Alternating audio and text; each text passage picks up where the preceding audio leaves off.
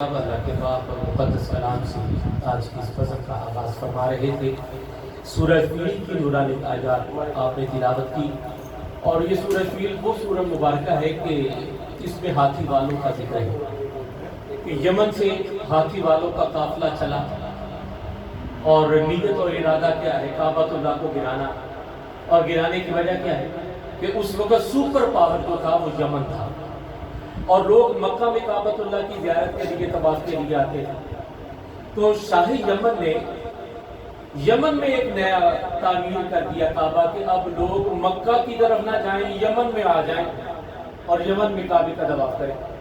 اب جو حرمت اللہ نے مکہ میں کعبۃ اللہ کی رکھی، وہ کائنات میں کسی بھی مکان کو اللہ نے وہ عزت عطا نہیں کی۔ اب جب لوگ یمن میں تعمیر کردہ کعبہ کی طرف نہ گئے اور بالآخر مکہ میں کعبۃ اللہ کی طرف زیارت کے لیے اور طواف کے لیے آتے رہے، تو شاہ یمن کو بڑا غصہ ہے۔ تو اس کے جو قریب احباب تھے انہوں نے کہا کہ جب تک مکہ کی زمین پر کعبہ موجود ہے، شاہ یمن تیرے اس تعمیر کردہ کعبے کی کوئی طواف اور زیارت کے لیے نہیں آئے گا۔ تو وہ طبیعت کے اعتبار سے برہم ہو گیا۔ اب اس نے کہا کیا جائے؟ کہا کہ وہ کعبہ جو مکہ میں موجود ہے اسے گرایا جائے تاکہ لوگ پھر تیرے تعمیر کردہ کعبہ کی طرف آئیں۔ اب وہ ہاتھی والوں کا قافلہ چلا، کعبۃ اللہ کو گرانے کے لیے سے چلا۔ اب ان کے ساتھ ہوا کیا؟ سورہ فیل آپ حضرات کے سامنے ہے، آپ حضرات کو ازبر ہے یہ واقعہ کہ اللہ نے چھوٹے چھوٹے ابابیلوں پر مسلط کر دیا۔ اب ابابیلوں کی چونچ میں اور پنجوں میں کنکریاں ہیں، ہر کنکری پر اس شخص کا نام لکھا ہوا جو قافلے میں موجود ہے۔ تو چھوٹے چھوٹے ابابیلوں کو پتا ہے کہ ہمارے پنجے میں جس شخص کے نام کی کنکری ہے وہ قافلے میں کہاں ہے۔ جب چھوٹے چھوٹے ابابیلوں کو یہ پتا ہے کہ وہ قافلے میں کہاں ہے، تو امام الانبیاء کو نہیں پتا ہوگا کہ میرا امتی کہاں ہے۔ بس اس صورت کے ذریعے سے اللہ کریم نے اپنے حبیب کے حاضر و ناظر ہونے اور حیات النبی کا اعلان فرمایا۔ یعنی یہ واقعہ حضور علیہ الصلوۃ والسلام کی ولادت سے 6 ماہ پہلے کا واقعہ ہے، اور اس کا آغاز سورت کا دیکھیے، اللہ نے فرمایا سرنامہ کلام ہے، اور کلام بتاتا ہے کہ کلام کس کا ہے۔ فرمایا الم تر کیف فعل ربک باصحاب الفیل، حبیب آپ نے دیکھا ہم نے ہاتھی والوں کے ساتھ کیا سلوک کیا؟ دیکھا کیا سلوک کیا؟ ابھی تو سرکار کی ولادت بھی ہوئی اور اللہ کہہ رہا ہے دیکھا؟ سبحان اللہ، آپ نے دیکھا ہم نے ہاتھی والوں کے ساتھ کیا سلوک کیا؟ یعنی حضور علیہ الصلوۃ والسلام دنیا میں تشریف لانے سے پہلے بھی سب کچھ دیکھ رہے تھے، سب کچھ ملاحظہ فرما رہے تھے، اور اس کی گواہی حضور علیہ الصلوۃ والسلام نے دنیا میں تشریف لانے کے بعد بھی عطا فرمائی۔ فرمایا کہ میں اپنی اماں کے صدف میں تھا اور لوح محفوظ پر چلنے والی قلم کی آواز کو سنا کرتا تھا۔ تو جس نبی کی سماعت کا یہ عالم ہے، اس نبی کی نظر کا عالم کیا ہوگا؟ اب نبی کے نظر کے عالم پر ایک جملہ عرض کروں گا اور اپنی گفتگو کو مکمل کروں گا کہ میرے نبی کی نظر کا عالم کیا ہے۔ کائنات میں بڑے بڑے غیب ہیں، فرشتے بھی غیب ہیں، جنت بھی غیب ہے، دوزخ بھی غیب ہے۔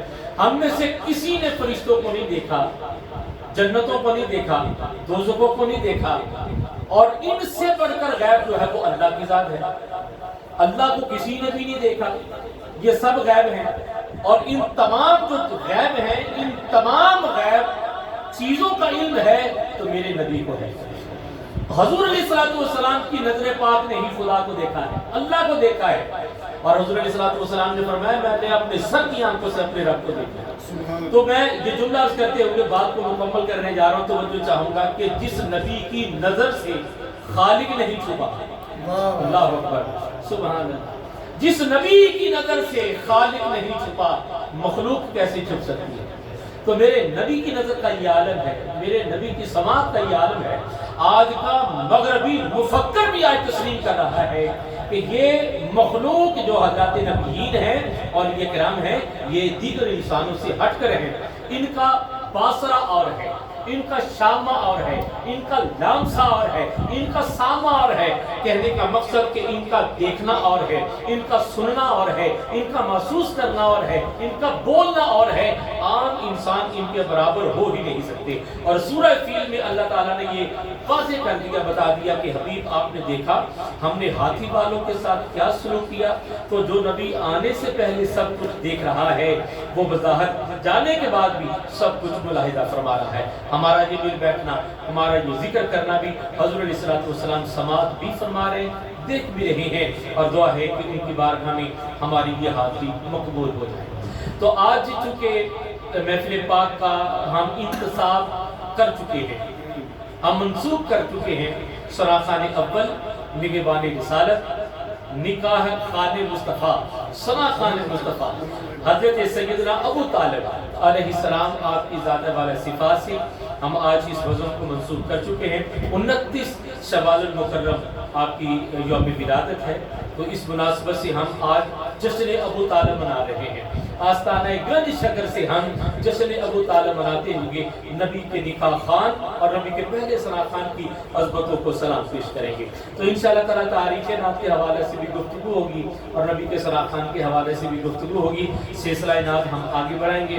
میرے شہر کا ایک انتہائی خوشگلو سراخان رسول، خوش آواز، خوش روح، خوش صورت و خوش سیرت، خوش آواز جناب عزیزم حاجی محمد یونس قادری صاحب آپ سے گزارش کروں گا جناب تشریف لائیں اور بارگاہ ختمی و مرتبت میں اپنے خوبصورت لب و لہجہ میں خوبصورت انداز و کلام سے ہماری سماعتوں کو نوازیں۔ حضور انور صلی اللہ علیہ وآلہ وسلم کے ذکر کی تاریخ بہت قدیم ہے، یعنی نعت مصطفیٰ کی تاریخ بہت قدیم ہے۔ نعت مصطفیٰ تب سے ہے کہ جب سے نعت والا ہے، اور نعت والا تب سے ہے جب نہ تھا، جب تب نہ تھا، اس وقت تھے، اور جب سے ہیں تب سے ان کی نعت ہو رہی ہے۔